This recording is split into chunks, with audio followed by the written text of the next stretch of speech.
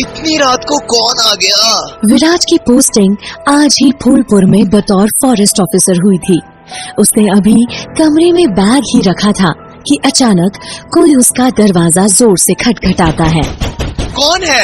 हम है साहब, रामचरण, फूलपुर के चौकीदार। जल्दी दरवाजा खोलिए। क्या हुआ? साहब, वो सरकटी लाश, वो जंगल में पेड़ पर। क्या बोल रहे हो? ठीक से बताओ। साहब, वो जंगल में एक लाश मिली है, पेड़ पर उल्टी लटकी है। रामचरण की बात सुनकर विराज के पैरों तले जमीन खिसक जाती है। विराज तुरंत रामचरण को लेकर वहाँ से जंगल के लिए निकलता है। वहाँ पहुँचते ही नजारा देख विराज का दिल दहल जाता है। वो गांव के लोगों से लाश से दूर रहने को कहता है। कोई भी लाश के पास नहीं जाएगा, कानूनी कार्रवाई होगी। कातिल जो भी हो बचेगा नहीं। साहब, ये लाश की हालत देखकर अभी भी आपको लग रहा है कि ये किसी इंसान का काम है? ये उसने किया है। ये आवाज सुनी आपने? ये जंगल में अक्सर गूंजती है। वो बताती है साहब कि वो कहीं नहीं है, वो यही है, फूलपुर के जंगल में। पागल हो गए हो? कब से पहेलियां बुझा रहे हो? किसकी बात कर रहे हो? खूनी वधू साहब, इस गांव पर मंडराता मौत का साया। बकवास बंद करो। कोई इस गांव में तुम लोगों की इन बकवास कहानियों को ढाल बनाकर खेल खेल रहा है। मैंने पुलिस को बुलाया है। ये सब जो भी हुआ है इसका सच सामने आकर रहेगा। विराज अभी रामचरण से बात कर ही रहा था कि अचानक पेड़ पर लटकी लाश में अपने आप आग लगने लगती है। विराज ये देखकर सहम उठता है। लाख कोशिशों के बाद भी वो पेड़ पर लटकी लाश को जलने से नहीं बचा पाते। पुलिस के आते ही विराज की उलझने और बढ़ जाती है। लाश की हालत देख पुलिस खुद ही विराज से कहती है कि इस गांव में ऐसी अजीब मौतें कुछ सालों से हो रही है जिनका आज तक कोई खुलासा नहीं हुआ। देखिए, आपसे जो बन पड़े कीजिए, मैं आपकी मदद करने को तैयार हूँ। फिलहाल मैं जंगल गश्त पे जा रहा हूँ, क्या पता कोई सुराग मिल जाए। साहब, उसके मुंह पर खून फिर लग चुका है, आप क्यों? तुम चुप रहो। विराज बिना किसी की बात सुने जंगल की रेकी के लिए उसी वक्त निकल जाता है। विराज जैसे ही जंगल के बीचों बीच पहुंचता है, उसे अजीब सी गंध आने लगती है। ये इतनी बदबू कहाँ से आ रही है? इससे पहले विराज पलटकर पीछे देखता, उसे अचानक अजीब सी घुर्राने की आवाज गाड़ी की पिछली सीट से आने लगती है। विराज की दिल की धड़कनें तेज होने लगती है। वो जैसे ही पीछे मुड़ता है, उसका दिल बैठ जाता है। गाड़ी की पिछली सीट पर एक लाल जोड़ा पहने घूंघट में औरत मौत भरी नजरों से विराज को देखकर घुर्रा रही थी और उसकी गोद में रखा था एक कटा हुआ सर। विराज बिना देरी किए वहाँ से निकलने लगता है, पर आज मानो उसके लिए खौफ का मंजर खत्म ही नहीं हो रहा था।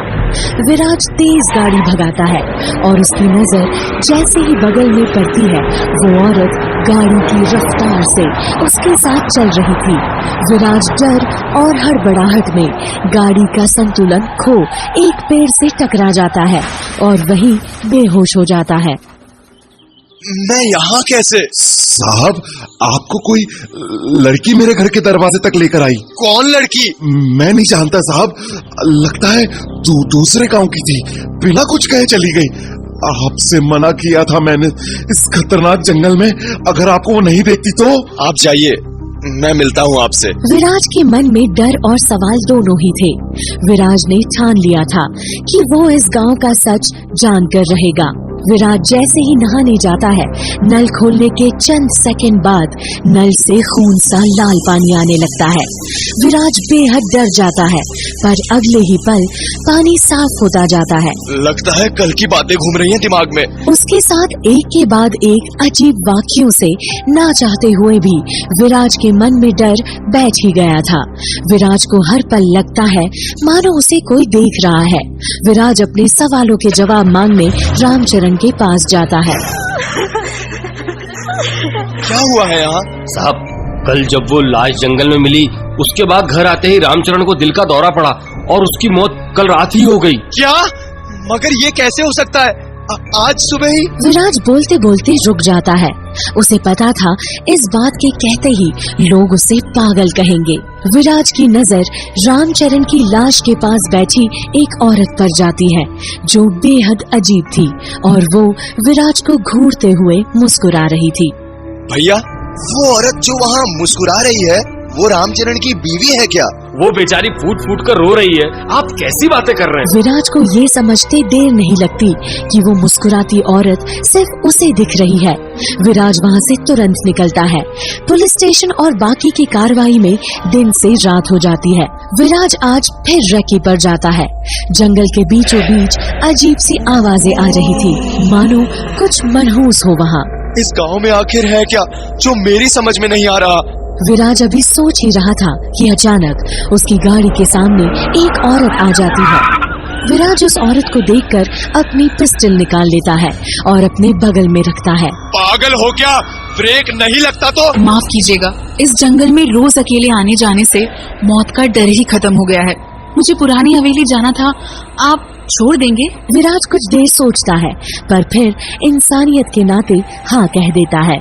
आप ऐसे जंगल के रास्ते? इस जंगल में कोई खूनी वधू के डर से भटकता नहीं, इंसानों से डर लगता है और भूतों में मुझे विश्वास नहीं। चलो कोई तो मिला इस गांव में जो समझदार है और डरा नहीं रहा।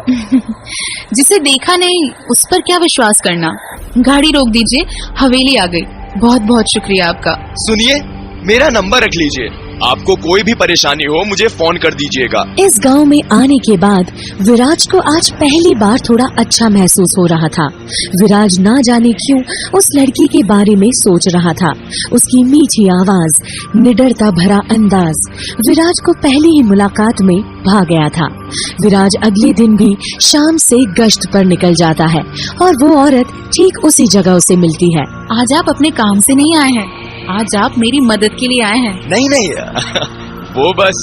मौली की बात सुनकर विराज के गाल लाल हो जाते हैं और वो हिचकिचाहट के साथ मुस्कुरा देता है। बस आज यही छोड़ दीजिए, वो हवेली में कोई देख लेगा तो बातें होंगी। ठीक है, वैसे तुम्हारा नाम क्या है?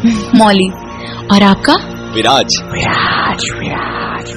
विराज अपना नाम सुनते ही इधर उधर देखता है पर उसे लगता है उसे भ्रम हुआ है। विराज मन ही मन मौली को पसंद करने लगा है। वो अब रोज मौली को लेने जंगल के रास्ते जाता था। एक दिन जब वो मौली को लेकर लौट रहा था तो उसे गांव का नया चौकीदार बिरजू मिलता है। साहब, आप यहाँ हवेली के पास? हाँ, क्यों? अब यहाँ भी खूनी वधू है तुम्हारी? एक बेचारी लड़की को छोड़ने आया था। इस हवेली के बुढ़े दंपत्ति की सेवा करती है। सब तुम जैसे डर के नाम पर जी नहीं चुराते। विराज की बात सुनकर बिरजू हवेली की ओर देखता है और डर भरी